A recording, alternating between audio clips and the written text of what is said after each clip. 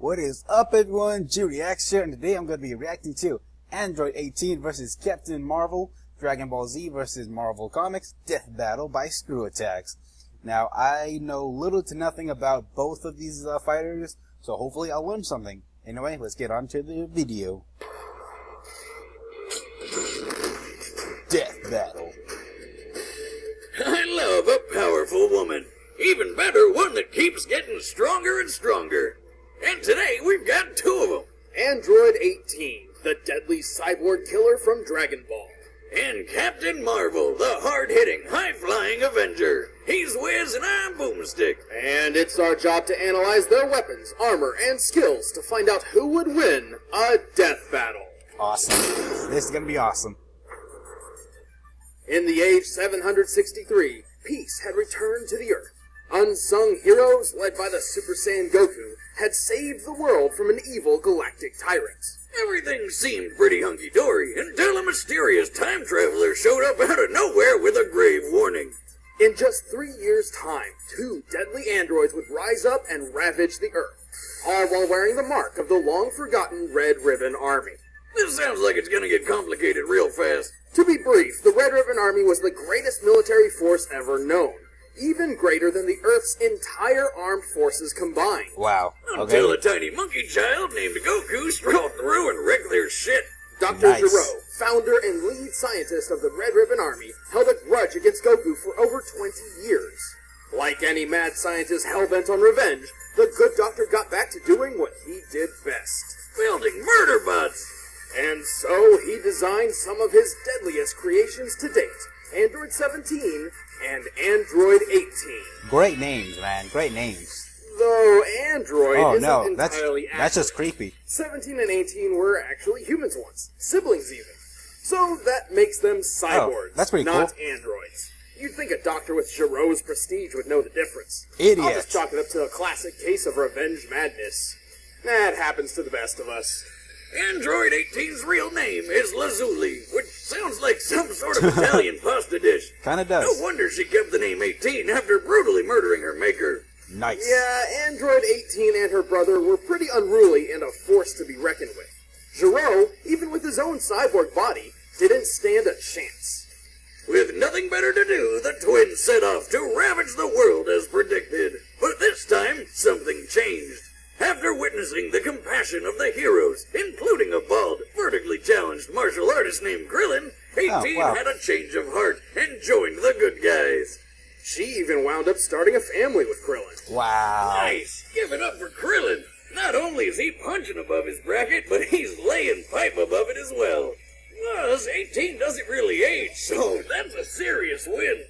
Android 18 is an extremely competitive fighter with numerous deadly abilities.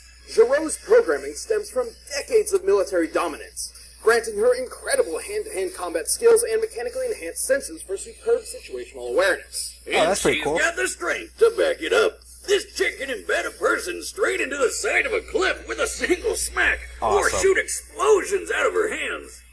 She does this by harnessing Ki, a Taoist-inspired life force energy manifested through a person's spirit and vigor. With her Ki, 18 can fire a barrage of energy beams powerful enough to destroy buildings, continents, possibly even planets. Like the finger beam. Talk about getting finger blasted, am I right? No. Really? Oh, you know you laughed. Absolutely not. On the inside? Android 18 has dozens of other techniques, such as infinity bullets. I know what you're thinking, but it's not a magic gun with unlimited ammo. It's a stampede of energy blasts, which are nearly impossible to avoid. Her photon strike lays waste to a vast area in an instant. She can even use her husband's signature technique, the Destructo Disc.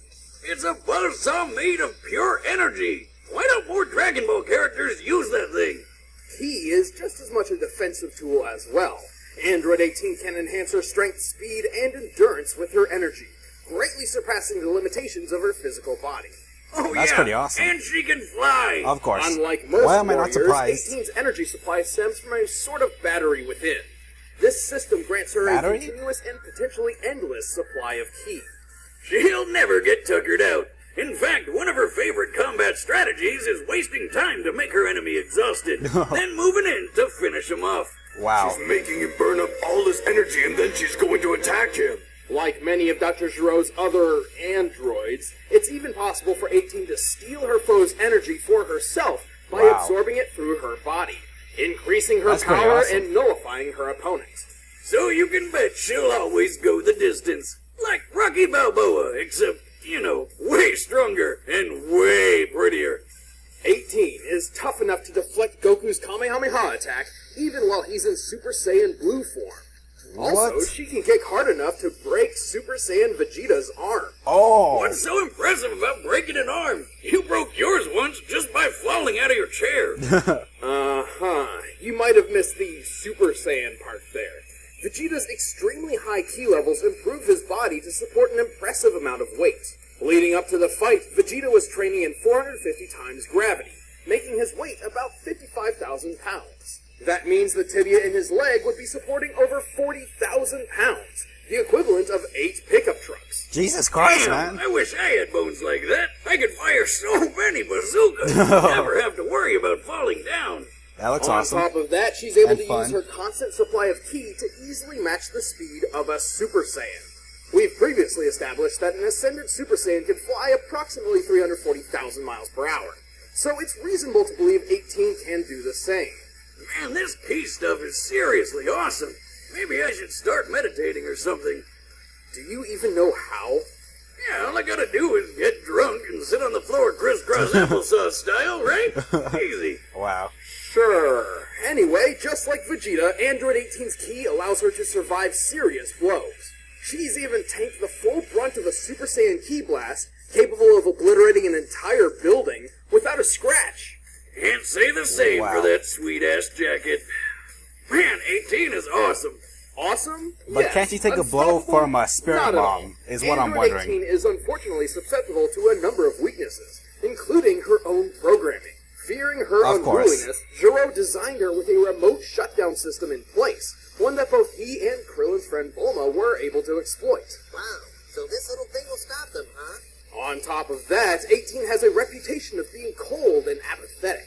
Although this is mostly just a guise, as she's always ready to defend her friends and family from threats. She even joined Goku, the man she was originally programmed to kill, for an interdimensional tournament bent on saving the universe from annihilation. It's safe to say the Super Saiyans are not the only blondes protecting the planet.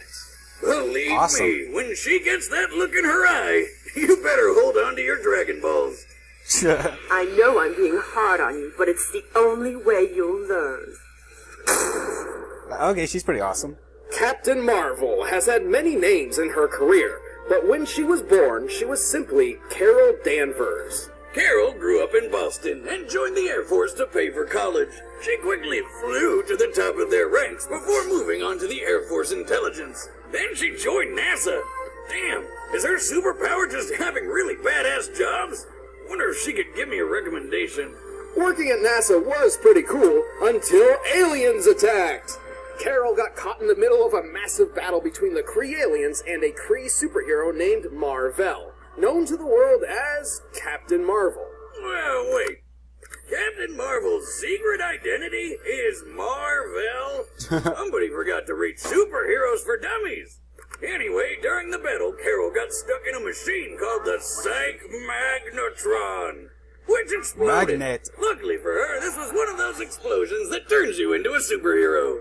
The energy from the blast merged Carol's DNA with strands of Mar-Vell's. She developed an extra Kree brain lobe and gained most of Mar-Vell's powers, transforming her into a new, dynamic superheroine.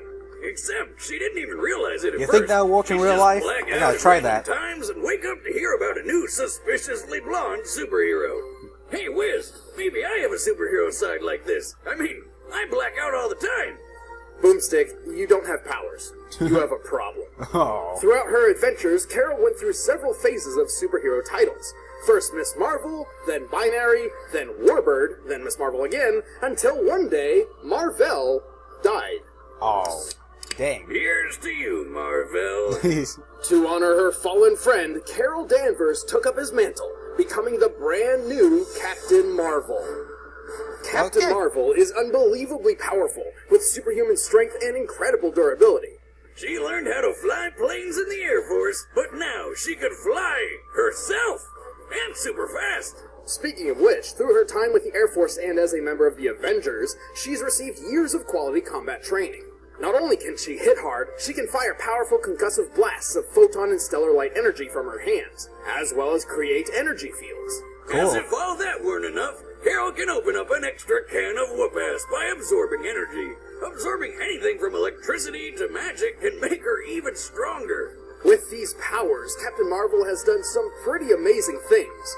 While training with the Avengers, the combat simulation measured that she could deliver a force of 92 tons. What? Almost 10 times the destructive power of a Davy Crockett nuclear missile. Wow. She can survive energy blasts to the face and even the vacuum of space for a long period of time. Once she flew from Broadway to the end of the atmosphere in only 1 minute and 58 seconds. Oh, wow. That's a lot of sky to cover in less than 2 minutes. She claims that's her personal record. Now, considering the distance between a New York City street and the exosphere, Marvel must have been flying 247 times faster than the speed of sound. I'm not. Carol has I can't taken even. a I can't even right now, vision, bro. punched Iron Man out of his armor, Oh. and even survived 2 point-blank blasts from the Destructor's beam, which has enough power to punch holes through an Imperial Kree starship. Wow. That's not even the height of her power. If Marvel absorbs enough energy, she can access the powers of Binary, a form she took after losing her powers, getting lost in space, and being experimented on by aliens. Long story. As Binary, I she can can imagine. tap into the power of a white hole and generate star levels of energy. And her hair's on fire, Were Awesome. you even listening? That's like the least interesting thing about it. says you. Look at it. Binary was an extremely powerful form, capable of wiping out entire fleets of enemy ships, but one that Captain Marvel does not have easy access to. She initially lost the form after expending all of its energy, and is unable to reach it again without absorbing a massive amount of interstellar energy, Makes such sense. as the infinite energy from a gravitational field of a black hole singularity. She's too stubborn What? to just give up, though. She's stubborn to a fault, even rushing headlong into situations while ignoring advice from wiser, more experienced friends. Like the time she started a civil war between superheroes. Wow. Or when she completely ignored her damaging addiction to alcohol. Oh, wow. She's like Tony Stark. Yeah, Carol is a badass with a hell of a lot of power. But if Tony Stark, of all people, thinks you have a drinking problem, you should probably listen to him instead of trying to fly into space while completely wasted. Oh, wow. Yeah. Regardless, Captain Marvel is a seasoned hero, with a record that most would be envious of. Hell, she's such a pillar, she's named after the publishing company itself. Yep. What is that? Anybody else? Okay. Alright, so after hearing all of this, I don't know, I really don't know who to root for, so... Actually, I think I'm gonna go for Captain Marvel, because it says that she can drain energy and, you know, blast it right back at a foes twice as hard. So I'm gonna go with Captain Marvel. Android 13 seems powerful, but I'm not sure if, you know, she can counter, you know, energy strikes or anything like that. Well, she can, but like energy being taken away from her, I'm not sure.